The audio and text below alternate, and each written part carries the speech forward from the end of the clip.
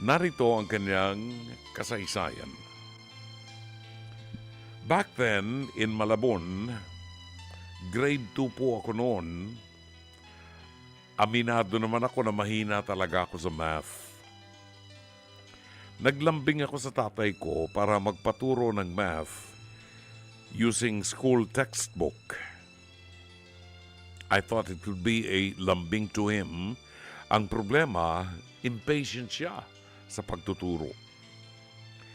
Instead na turuan ako ng maayos, napagbuhatan niya ako ng kamay, sinapak at sinampal ako sa mukha.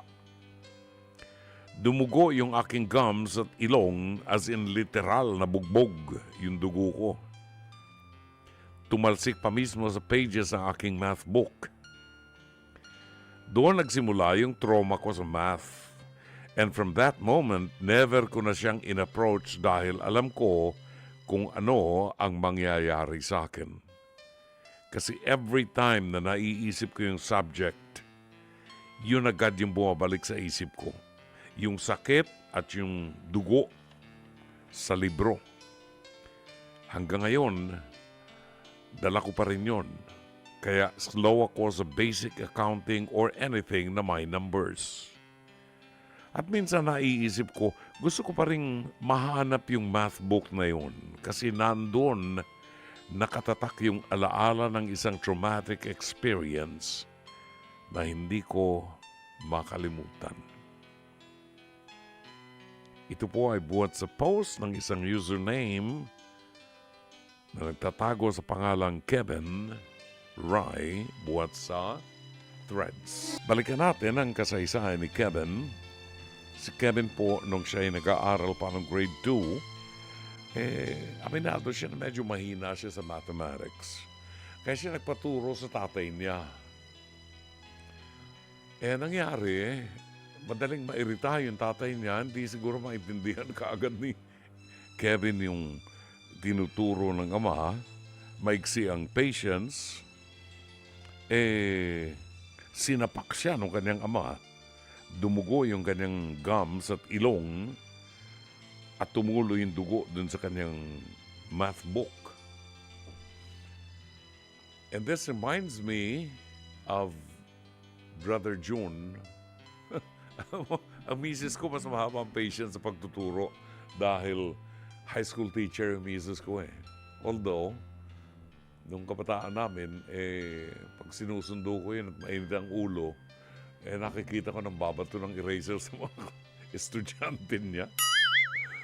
Pero mahabang pasensya niya kaysa sa akin. Ako talaga napakaigsi ng pasensya ko sa pagtuturo. No? At hindi ako talaga effective na teacher. And, it reminds me of mga insidente ng habang tinuturuan ko yung mga anak ko nung maliliit pa sila. Siguro, ang maganda lang na itinuro ko sa kanila values. Anyway, lahat po tayo ay may mga kasaysayan na traumatic. At ako nga, naikukwento ko sa inyo na ang tatay ko nung araw very, very strict disciplinarian.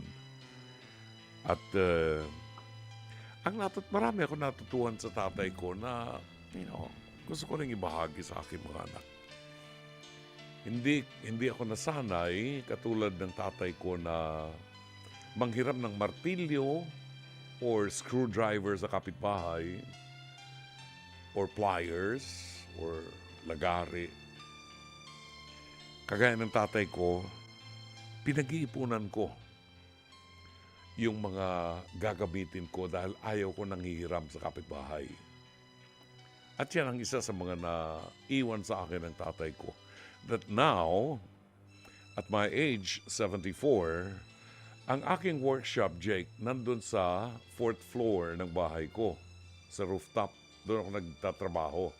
So lahat ng aking power tools, ang mamahal na mga power tools na mga pinundar ko talaga. Ngayon, hindi na ako makapanik doon sa 3rd floor at sa 4th floor. Nakakahon pa yung mga power tools ko, ha? ingat na ingat ako talaga. Pag ginamit ko, bago ko itago yan, nililinis ko. So even now, kung bubuksan mo yung power tools, malilinis at bagong-bago pa. Pero mga nagamit ko na yan. Yan yung mga naiwan sa akin na aral ng tatay ko. At isa sa katulad ng kasaysayan ni Kevin, yung tatay ko, nung tinuturuan ako kung paano humawak ng martilyo, kasi malay ko ba first year high school pa lang ako noon, malihaw ako ng martilyo, malapit dun sa ulunan ng martilyo. Pagpalo ko dun sa pako, nabaluktot yung pako, nagalit yung tatay ko, kinuha yung martilyo sa kamay ko, pinukpok sa ulo ko dito, dumugo yung ulo ko, talaga dumugo yan, tumutulong ganyan. Anong gagawin ko sa tatay ko? Pero I could imagine how my father felt nung makita niya na dumudugo yung ulo ko dahil dun sa kagagawan niya na pinalo niya ako ng martilyo sa ulo. I could imagine kung anong naramdaman ng tatay ko. Ganon katindi ang disiplina ng tatay ko. And now, I can tell you, alam ko kung paano humawak ng martilyo at magpako nang hindi nababaluktot ang pako. Alam ko ang sikreto. Alam ko kung paano maglagari, yung mano-mano na lagari, or meron akong lagari na table saw, meron akong lagari na circular saw, kung ano magustuhan ko, yun ang ginagamit ko. So, when it comes to carpentry, italo ko pa ang professional na karpentero. Kasi nakapagpundar ako ng, yan yung mga values na, well, para kay Kevin, siguro, wag na nating balikan yung pangit na alaala. Bagkus, isipin natin yung magandang iniwan sa atin na aral ng ating mga magulang. And I tell you, bilang isang magulang, walang magulang na nag-isip ng masama sa kanyang anak. Sa isang normal na magulang. Kasi may mga magulang ngayon na pinahihirapan yung mga anak, pinaguhubad, itatapat sa camera ng internet at pagkakakitaan. Yung isang normal na magulang, walang magulang na maghahangad ng masama sa kanyang anak. Siguro lang, may magulang na hindi kayang makontrol ang bugso ng damdamin kagaya ng tatay ko.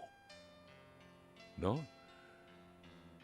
At karamihan sa mga alaalang umiinog sa aking isipan ay yung mga tama sa katawan ko ng mga hagupit ng Piantok Mindoro na kinakailangan by 6 p.m.